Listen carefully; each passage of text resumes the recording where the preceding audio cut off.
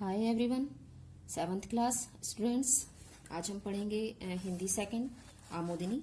लेकिन उससे पहले बच्चों, मैं आज आपको टेस्ट देना चाहूंगी क्योंकि हमारा हिंदी फर्स्ट व्याकरण और हिंदी सेकंड आमोदिनी से दोनों से वन चैप्टर कंप्लीट हो चुका है और उन दोनों से ही मैं आपको एक टेस्ट देना चाहती हूँ।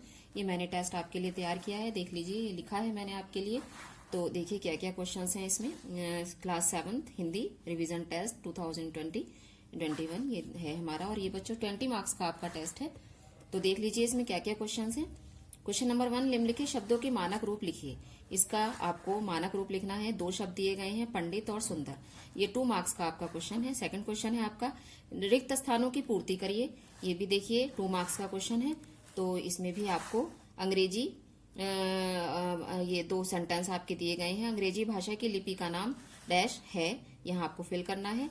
सेकंड सेंटेंस है आपका, गुजराती और हिंदी भाषाएं डैश राज्य में बोली जाती हैं।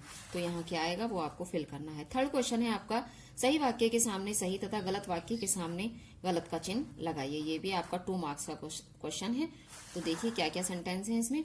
भाषा के 2 रूप होते हैं बच्चों, ये सही है तो सही कर देंगे, गलत है तो गलत कर देंगे आप इसको।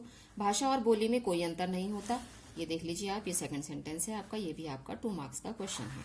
नेक्स्ट आपका है क्वेश्चन नंबर 4, हिंदी को राष्ट्रीय भाषा के रूप में कब मान्यता मिली। ये आपको आंसर लिखना है इसका। नेक्स्ट क्वेश्चन है, व्याकरण किसे कहते हैं, इसके कितने रूप होते हैं। ये भी आपका 2 मार्क्स का क्वेश्चन है। इन दोनों क्वेश्चंस के आपको आंसर लिखने हैं। क्वेश्चन नंबर 5 पे आते हैं, व्याकरण किसे कहते हैं, इसके कितने रूप होते हैं। ये दोनों क्वेश्चन मैंने रीड कर चुकी हूं मैं, इनके दोनों के आंसर आपको लिखने हैं। क्वेश्चन नंबर 6, निम्नलिखित शब्दों के समानार्थक शब्द लिखिए। ये भी आपका 2 मार्क्स का क्वेश्चन है। देखिए तो यहाँ आपको स्वर्ण और नव, इनके दोनों के समानार्थी शब्द लिखने हैं। उसके नीचे क्वेश्चन है आपका क्वेश्चन नंबर 7, नीचे लिखे शब्दों के विलोम शब्द लिखिए। ये आपको 2 मार्क्स का क्वेश्चन है ये भी। तो इसके 2 विलोम शब्द हैं, ये दोनों के विलोम लिखना है, उन्मुक्त और कटुक। नेक्स्ट आपका क्वेश्चन है क्वेश्चन नंबर 8, नीचे लिखे शब्दों के अर्थ लिखिए। ये भी 2 मार्क्स का है, इसके आपको शब्दों के अर्थ लिखने हैं। नेक्स्ट आपका क्वेश्चन है, नीचे लिखे प्रश्नों के उत्तर लिखिए। ये 4 मार्क्स का है बच्चों। इसमें 2 क्वेश्चंस दिए गए हैं, दोनों के आंसर लिखने हैं। पक्षी स्वतंत्र होकर क्या क्या करना चाहते हैं। पिंजड़े में पक्षी को कौन कौन सी सुविधाएं मिलती हैं। ये आपके दोनों क्वेश्चंस हैं, दोनों के आंसर आपको लिखने हैं। तो ये आपका टेस्ट है। मुझे पूरी उम्मीद है आपको सब कुछ लर्न होगा, आपने सब कुछ पढ़ लिया होगा। और चलिए अब चलते हैं चैप्टर पर।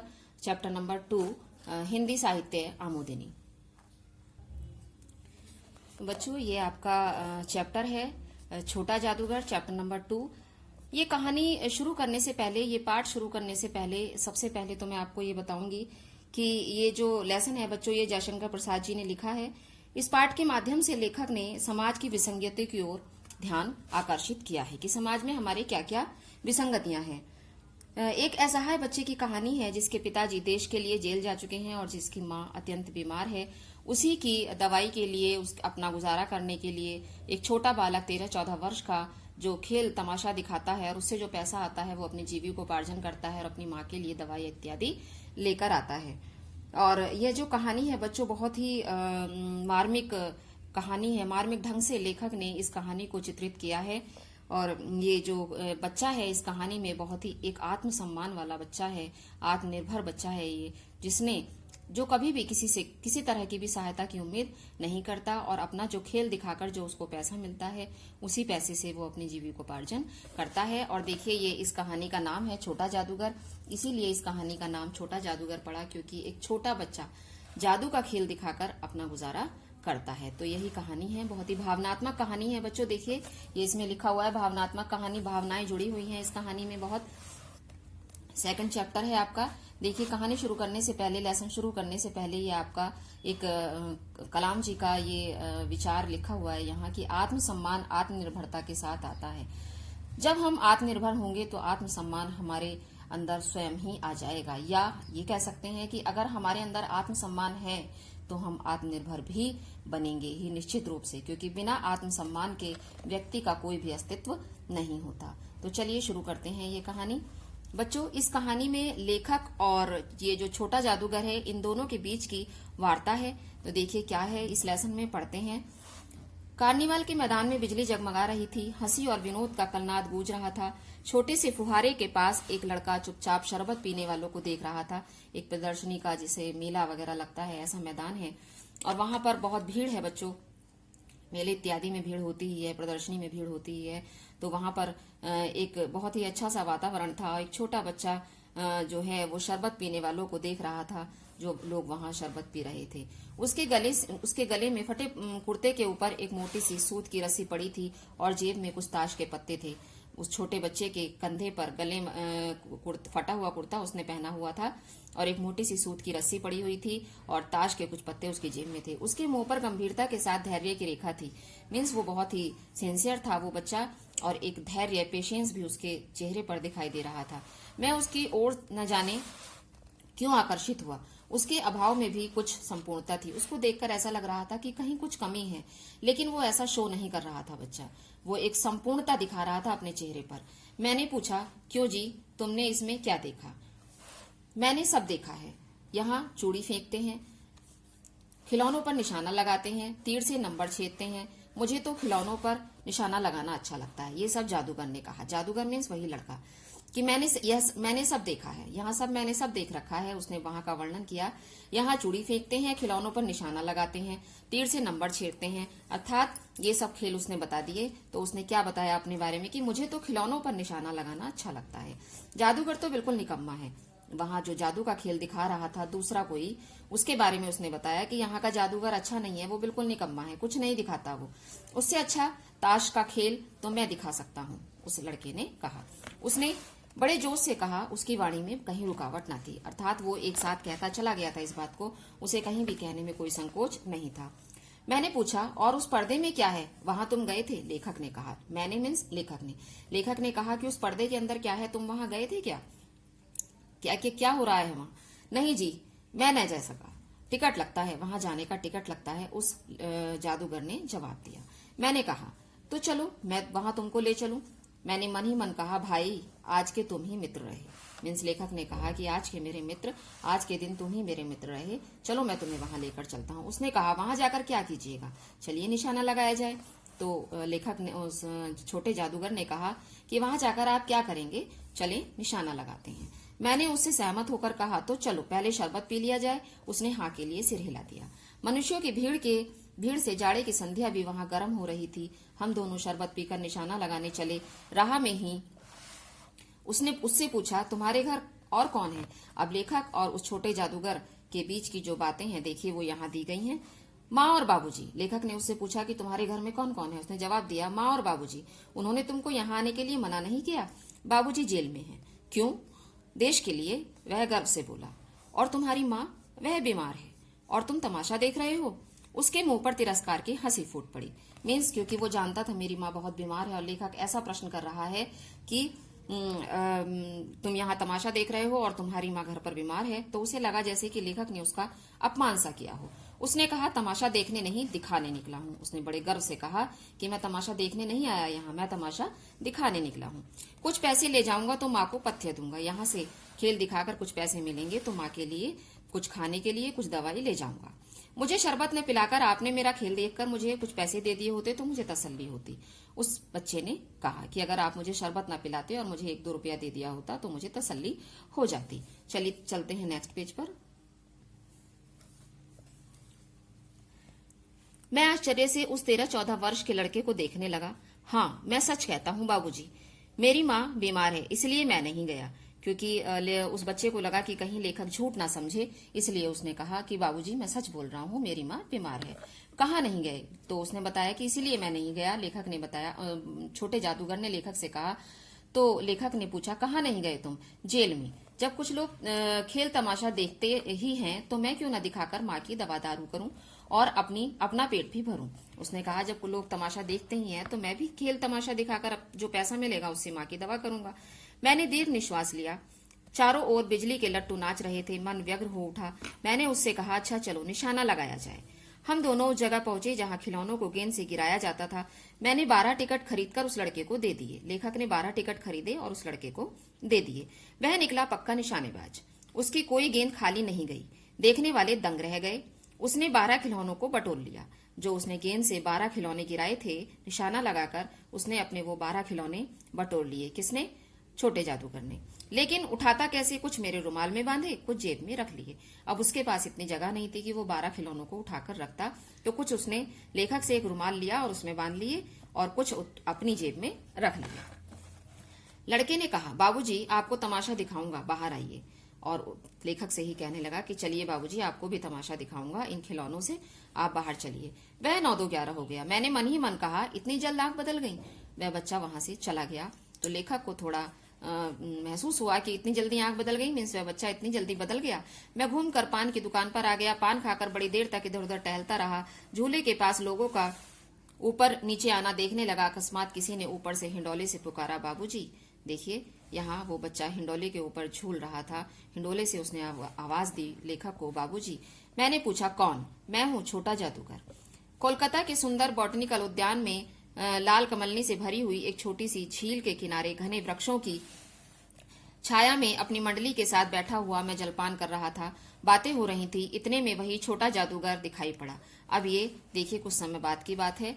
हाथ में 4 खाने की खादी का झोला, साफ जांघिया और आधी बाहों का कुर्ता, सिर पर मेरा रुमाल सूत की रस्सी से बंधा हुआ था। मस्तानी चाल से झूमता हुआ आकर कहने लगा, बाबूजी नमस्ते, आज कहिए तो खेल दिखाऊं।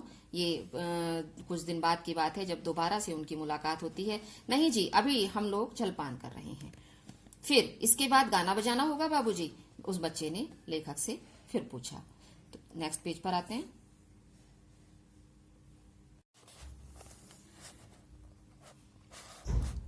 नहीं जी, तुमको मैं क्रोध में कुछ और कहने जा रहा था, तभी श्रीमती जी ने कहा, दिखलाओ जी, तुम तो अच्छे आए, भला कुछ मन तो बहले। वहां उनकी श्रीमती जी पत्नी भी थी साथ में। तो उन्होंने कहा कि हाँ हाँ ठीक है, तुम तमाशा दिखाओ, थोड़ा मन बहल जाएगा। मैं चुप हो गया, क्योंकि श्रीमती जी की बोली में वह माँ की सी मिठास थी, क्योंकि वो इस तरह से उस बच्चे से बोली थी जैसे कोई माँ अपने बच्चे से बोलती है। सामने किसी भी लड़के को रोका नहीं जा सकता। उसने खेल आरंभ किया। जब श्रीमती जी ने उससे खेल दिखाने के लिए बोला, तो उस लड़के ने जो है खेल दिखाना आरंभ किया। उस दिन कार्निवाल के सब खिलौने उसके खेल में अपना अभिनय करने लगे। भालू मनाने लगा, बिल्ली रूठने लगी, बंदर घुड़कने लगा, गुड़िया का ब्याह हुआ, गुड्डा वर काना निकला। लड़के की बातों से ही खेल हो रहा था। सब हंसते हंसते लोटपोट हो गए। सबने खेल देखा। बच्चा वह उन खिलौनों से ही खेल दिखा रहा था। उसकी ही बातें, ऐसा लग रहा था जैसे उसकी बातों से ही खेल हो रहा हो। सब खिलौने उसकी बातों पर चल रहे हों, इशारे पर नाच रहे हों। मैं सोच रहा था, बालक की जरूरतों ने उसे जल्दी ही चतुर बना दिया। यही तो संसार है। ताश के सब पत्ते लाल हो गए, फिर सब काले हो गए। गले की सूत की टोरी टुकड़े टुकड़े होकर जुड़ गई। लट्टू अपने आप नाच रहे थे। मैंने कहा, अब हो चुका, अपना खेल बटोर लो, हम लोग भी चलेंगे। तो अब लेखक ने कहा, ठीक है, अब तुम अपना खेल बटोर लो। उस लड़के से कहा, अब हम लोग यहाँ से चलेंगे। श्रीमती जी ने धीरे से 1 रुपया दे दिया। वह उछल पड़ा। तो श्रीमती जी जो थी साथ में, उन्होंने उसको 1 रुपया दे दिया। वह खुशी के मारे उछल पड़ा। छोटा जादूगर। मैंने कहा, लड़के, छोटा जादूगर कहिए, यही मेरा नाम है, इसी से मेरी जीविका है। तो उस बच्चे ने कहा कि मेरा नाम छोटा जादूगर है लड़के, नहीं, यही मेरा नाम है, आप यही मेरा नाम लीजिए, इसी से मेरी जीविका है, अर्थात इसी से मेरी पहचान है और मैं अपना पैसा कमाता हूँ। मैं कुछ बोलना ही चाहता था कि श्रीमती जी ने कहा, अच्छा तुम इस रुपए से क्या करोगे? तो श्रीमती जी ने पूछा, क्या करोगे तुम इस रुपए का? पहले भरपेट पकौड़ी खाऊंगा, फिर एक सूती कंबल लूंगा। मेरा क्रोध अब लौट आया, क्योंकि लेखक को थोड़ा क्रोध सा आया था जब श्रीमती जी ने उसको 1 रुपया दिया था। लेकिन अब लेखक को शायद उसका क्रोध वापस लौट आया, मीन्स वापस हो गया। मैं अपने पर बहुत क्रुद्ध होकर सोचने लगा, ओह कितना स्वार्थी हूँ मैं, उसके 1 रुपया पाने पर मैं ईर्ष्या करने लगा था ना। तो लेखक ने ये बात मन में सोची। वह नमस्कार करके चला गया। हम लोग लता कुंज देखने के लिए चले। उस छोटे से बनावटी जंगल में संध्या साए साए करने लगी। डूबते हुए सूर्य की अंतिम किरण पेड़ों की पत्तियों से विदाई ले रही थी। चारों ओर सुनसान था। हम लोग धीरे धीरे मोटर से हावड़ा की ओर आ रहे थे। रह रहकर छोटा जादूगर स्मरण हो आता था। सचमुच वह एक झोपड़ी के पास कंबल कांधे पर खड़ा था। मैंने मोटर रोककर उससे पूछा, तुम यहाँ कहाँ? जब लेखक वहां से जा रहा था तो उसे छोटा जादूगर रास्ते में दिखाई दिया, एक झोपड़ी के पास। छोटे जादूगर ने कंबल ऊपर डालकर उसके शरीर से चिपटते हुए कहा, माँ, मेरी आंखों से आंसू निकल पड़े। बड़े दिन की छुट्टी बीत चली थी। मुझे अपने ऑफिस में समय से पहुंचना था। कोलकाता में से मन उब गया, फिर भी चलते चलते एक बार उस बाग को देखने की इच्छा हुई। साथ ही साथ जादूगर भी दिखाई पड़ जाता तो और भी। मैं उस दिन अकेले ही चल पड़ा, जल्द लौट आना था। लेखक फिर एक बार वहां आया। 10 बज चुके थे। मैंने देखा कि उस साफ धूप में सड़क के किनारे एक कपड़े पर छोटे जादू का रंगमंच सजा था। अब लेखक ने क्या देखा कि कहीं सड़क के किनारे छोटा जादूगर, वही लड़का, अपने खिलौनों से, ताश के पत्तों से खेल दिखा रहा था। रंगमंच मीन्स जैसे स्टेज पर कार्यक्रम होता है, उसी तरह से चादर बिछाकर, कपड़ा बिछाकर वो अपने खिलौनों से, रंगमंच जहां वो अभिनय करा रहा था अपने खिलौनों से, वो सजा हुआ था।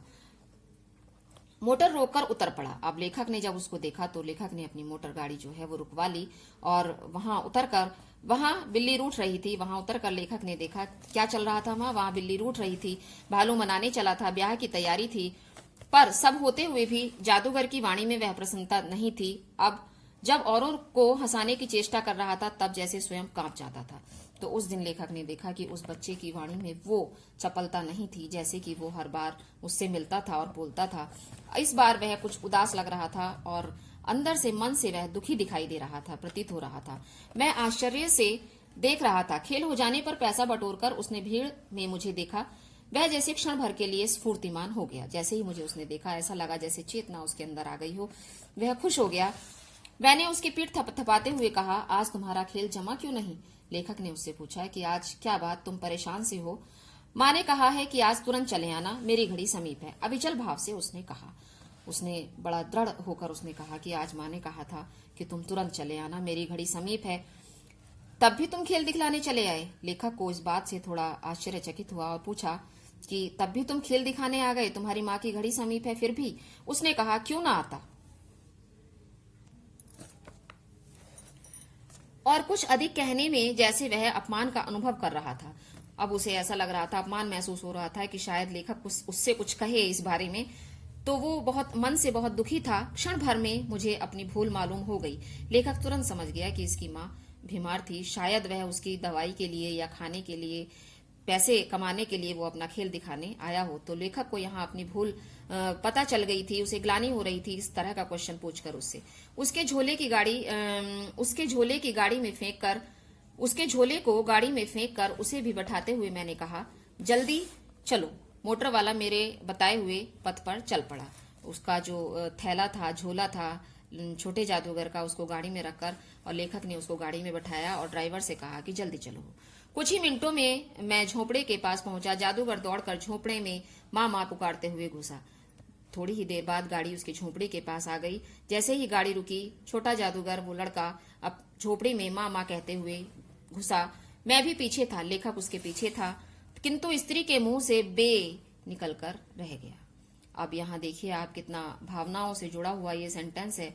जैसे ही वो बच्चा झोपड़ी के अंदर गया, अपनी माँ से चिपटा जा करके, तो किंतु स्त्री के मुंह से, जो वो उसकी माँ थी, उसके मुंह से बे निकल कर रह गया। शायद बे से वो बेटा कहना चाह रही थी, तो वो पूरा शब्द भी नहीं कह पाई और उसके दुर्बल हाथ उठकर गिर पड़े। दुर्बल मीन्स कमजोर, तो वो हो ही गई थी, बीमार थी, तो उसके दुर्बल कमजोर हाथ उठकर गिर पड़े। जादूगर उससे लिपट कर रो रहा था। मैं भौचक्का खड़ा था। आश्चर्यचकित था वो कि देखिए एक छोटा सा बच्चा अपनी माँ के लिए कितना कुछ किया जीवन भर। उस साफ धूप में सारा संसार जैसे जादू सा मेरे चारों ओर नाच रहा था। धूप होते हुए भी ऐसा लग रहा था जैसे सारा संसार उसके चारों ओर नाच रहा था। लेखक के तो उसको यह महसूस हो रहा था कि एक छोटा सा बच्चा, अपनी कितनी कम उम्र में भी उसने कितना संघर्ष अपने जीवन में किया और अपनी माँ के लिए उसने ये सब कुछ किया। तो बच्चों ये चैप्टर आपका यहाँ कंप्लीट हो जाता है। मैंने आपको एक्सप्लेन कर दिया है। तो नीचे आते हैं, देखिए जयशंकर प्रसाद जी का लिखा हुआ है, ये मैंने पहले ही आपको बता दिया था। ये आपके शब्द अर्थ है स्टूडेंट्स, ये आपको लर्न करने हैं दोनों लाइन में। इसको आप कॉपी में नहीं लिखेंगे, बुक से ही आप इसको लर्न कर सकते हैं। नीचे आते हैं, ये प्रश्न उत्तर लिखे हुए हैं बच्चों, देखिए क्वेश्चंस दिए गए हैं, इसके आंसर्स मैं भी आपको लास्ट में दूंगी। उससे पहले एक्सरसाइज करते हैं। कार्निवाल के मैदान में बिजली जगमगा रही थी। यहाँ ये फिलअप्स हैं, रिक्त स्थान है। ये पहला सेंटेंस है, इसमें आएगा कार्निवाल। दूसरा सेंटेंस है आपका, तो चलो पहले पी लिया जाए। क्या पी लिया जाए? शरबत। थर्ड सेंटेंस, मेरे बाबूजी में है, किस में है? जेल में। ये तीनों सेंटेंस आपके हो गए। नेक्स्ट पेज पर चलते हैं। ये देखिए फोर्थ सेंटेंस आपका, श्रीमती जी ने धीरे से एक दे दिया। क्या दे दिया? रुपया। धीरे से 1 रुपया उस छोटे जादूगर को दे दिया। उसके 1 रुपया पाने पर मैं करने लगा था, क्या करने लगा था? ईर्ष्या। ये आपके ऑप्शनल क्वेश्चंस हैं। देखिए 3 ऑप्शंस हैं इसमें। करेक्ट आंसर पर आपको टिक करना है। प्रस्तुत कहानी के लेखक कौन है? सुमित्रा नंदन पंत जी हैं, महादेवी वर्मा है या जयशंकर प्रसाद जी हैं? तो ये 3rd ऑप्शन आपका सही है। छोटा जादूगर जादू क्यों दिखाता था? स्कूल फीस के लिए, खिलौनों के लिए या माँ के इलाज के लिए? 3rd ऑप्शन इसका भी, ये भी सही है, माँ के इलाज के लिए।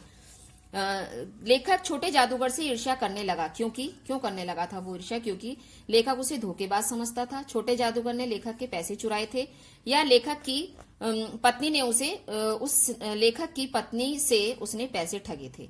तो ये देखिए लेखक उसे धोखेबाज समझने लगा था।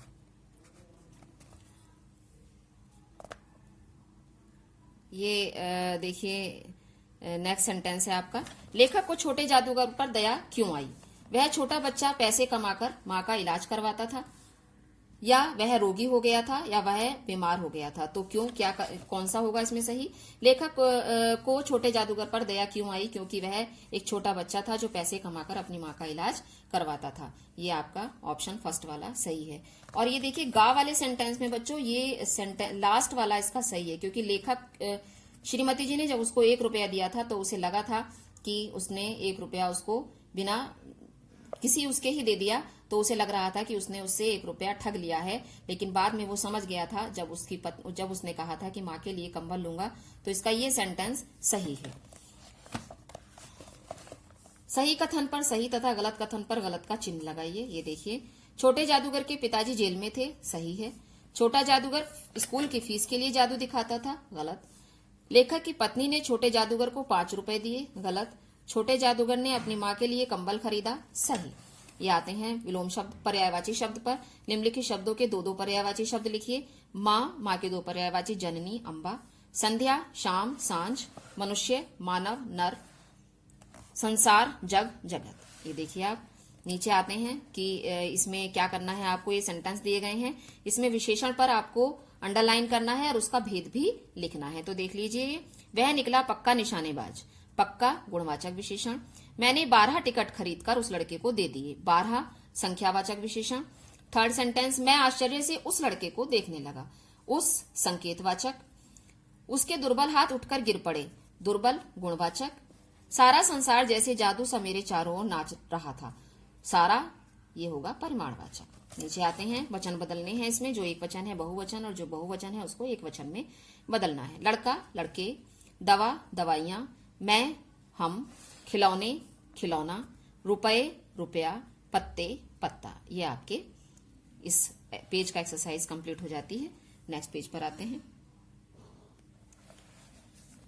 ये देखिए ऐसे शब्द जो ध्वनि तथा वर्तनी की दृष्टि से बहुत कुछ समान होते हैं लेकिन अर्थ की दृष्टि से अलग होते हैं, वे श्रुतिसम भिन्नार्थक शब्द होते हैं। स्पेलिंग सेम होती है लगभग, लेकिन उनका अर्थ बिल्कुल अलग होता है। अविराम, लगातार। अभिराम, सुंदर।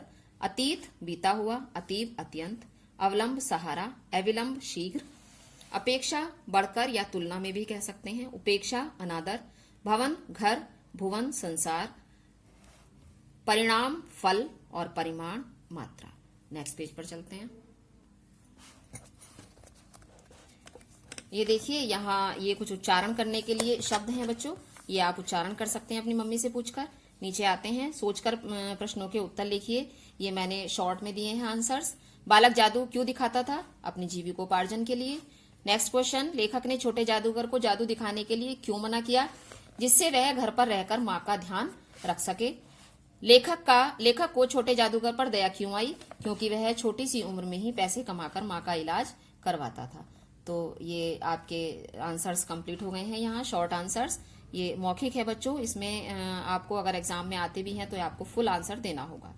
तो ये पेज आपका कंप्लीट होता है।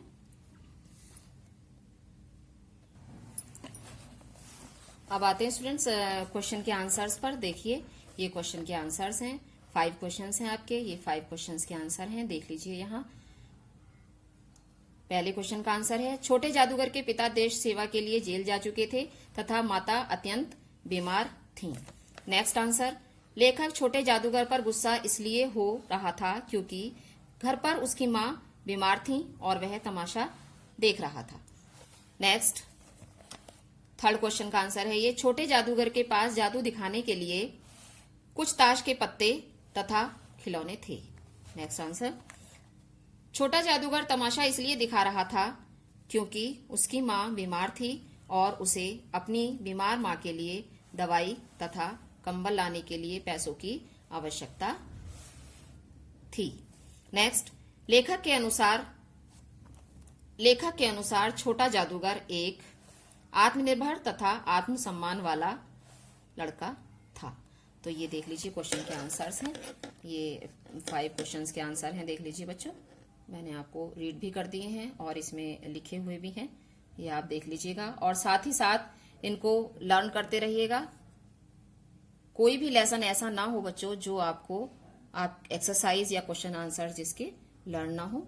तो ठीक है, ये चैप्टर हमारा कंप्लीट हो जाता है। Thank you very much.